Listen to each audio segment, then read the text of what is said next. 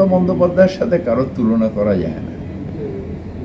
তিনি বিশ্বাস করেন লিড ফ্রম দি ফ্রন্ট, সুতরাং সেটা উনি যখন করেন সেটা ওনার রাজনীতি অন্য।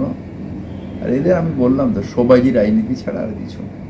আমরা যারা জনপ্রতিনিধি তারা মানুষের কথা বলবো, আমার যারা আমাকে এখানে পাঠিয়েছেন সেই জনগণের কথা বলবো এবং ডিসকাশনে অংশগ্রহণ করে যদি প্রতিবাদও থাকে সেই প্রতিবাদ কথার মাধ্যমে,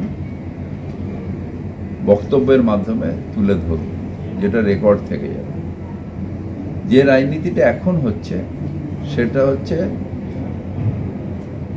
শোয়ের রাজনীতি, অর্থাৎ আমি শোবাজি কতটা করলাম, কতটা নিজের মুখ টিভিতে দেখালাম, মানুষের কথা বললাম না বললাম, সাম্প্রদায়িকতাকে টেনে আনলাম, ডিভিশনের রাজনীতি করলাম আর নিজের পাবলিসিটি করলাম। মানুষ পাঠিয়েছে তাদের যে সমস্যা, সেই সমস্যা তুলে ধরতে, এই শোবাজি করার জন্য নয়।